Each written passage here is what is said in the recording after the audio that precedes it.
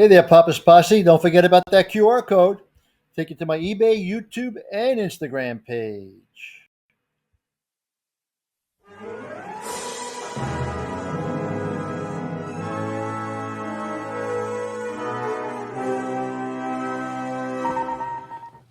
Welcome back to the channel there, Papa's Posse.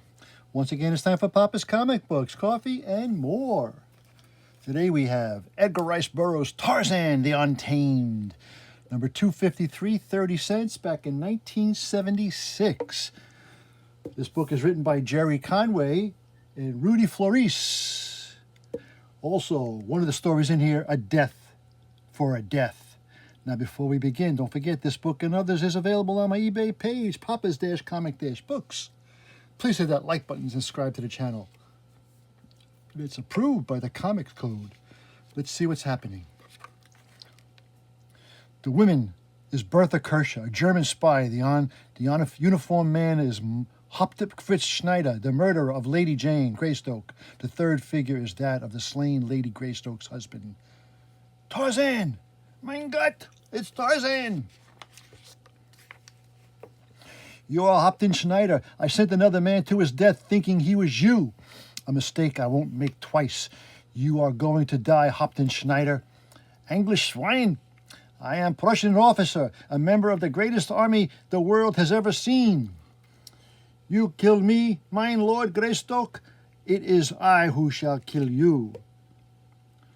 The boast goes unanswered. Tarzan, seeing a snarl, throwing Schneider backward, and like the great black cat Sheeta, drops to crouch over her prey.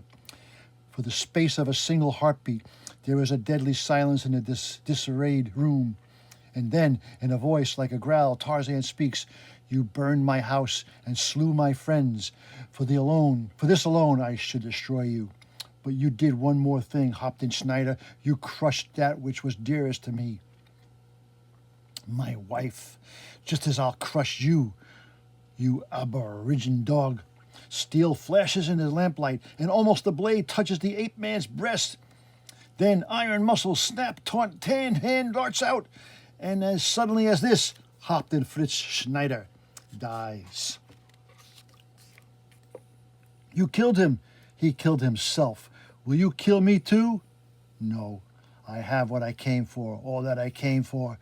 As for you, Bertha Kirschner, you are a spy, and you should die. But you are a woman, and I am not a German. You may live till we meet again.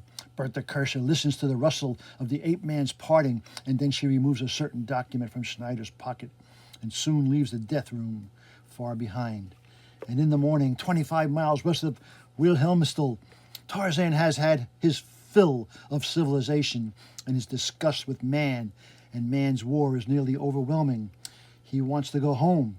And for Tarzan, king of the great apes, home is 1,000 miles away. You seek the great apes, Tarmangan. Yes, Manu. Have you seen them?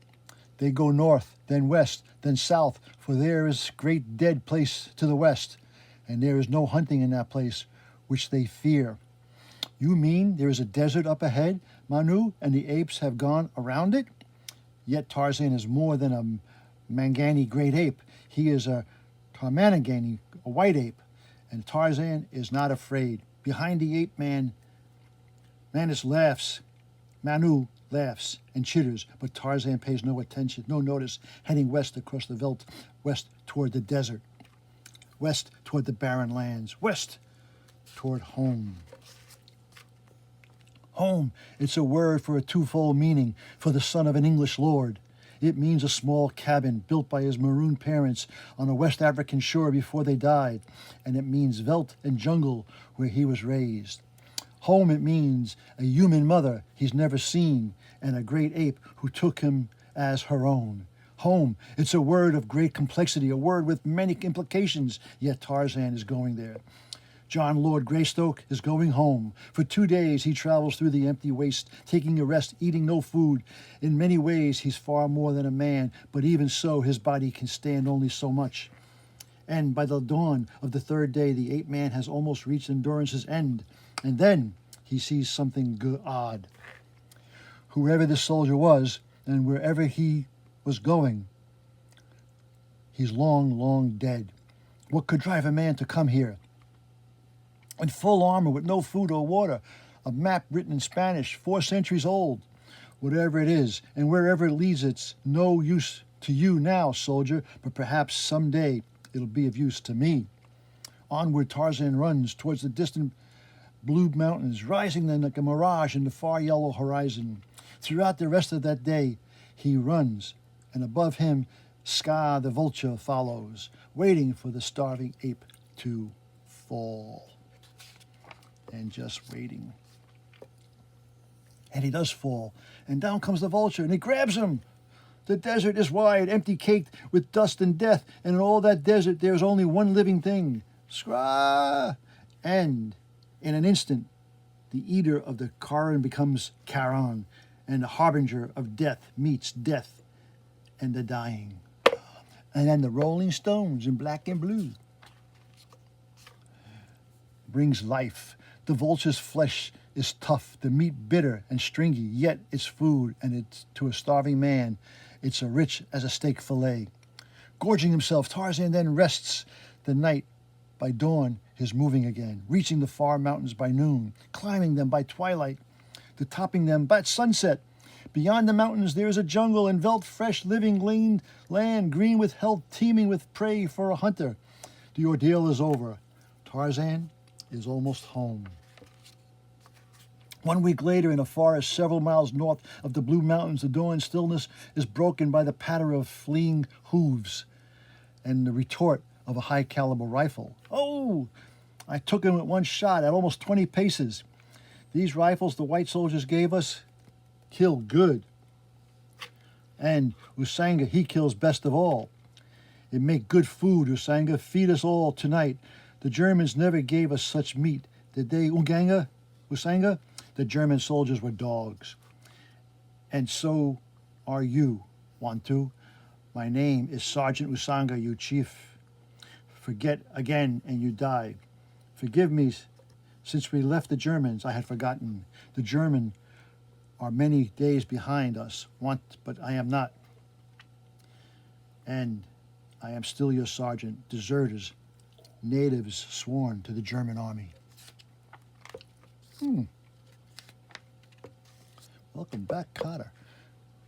They must have circled the desert to the north, heading west to the bush. With guns, rifles, they can be kings or killers. Silent, the ape-man watches the party prepare to move on, and suddenly he starts. As he sees someone he hadn't noticed before, a woman walking to the rear, her hands tightly bound. Fräulein Kershaw, are you still angry because we captured you?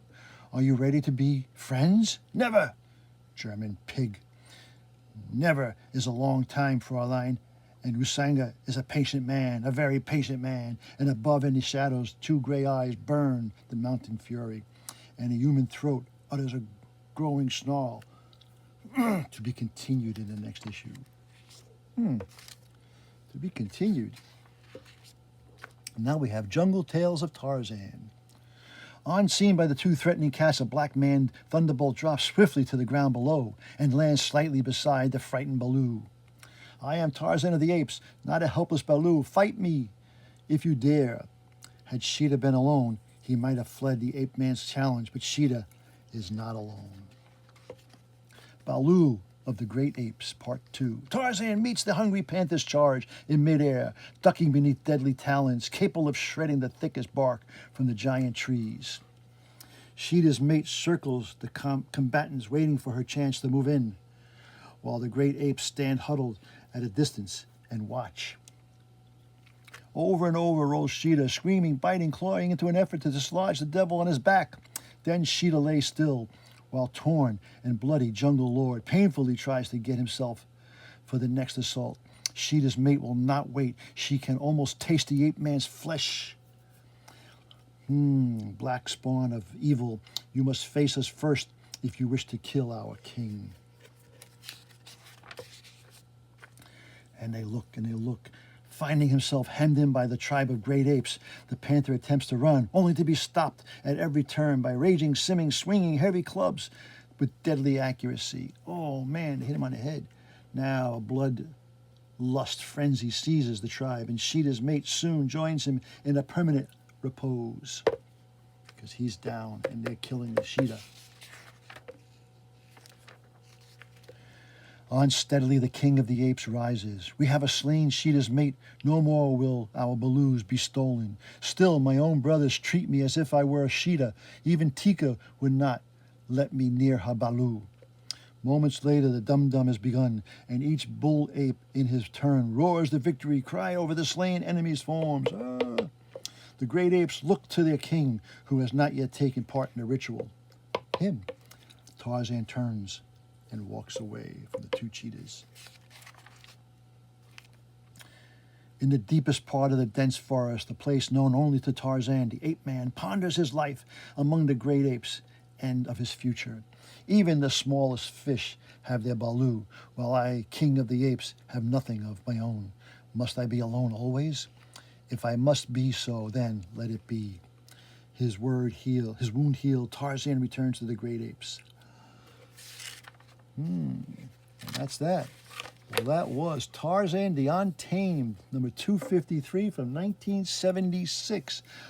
Hope you enjoyed that little reading. Now, don't forget, before we begin, before we end, this book and others are available on my eBay page, Papa's-Comic-Books. And as Papa and Tarzan always say, that was easy. Until next time, Papa is out.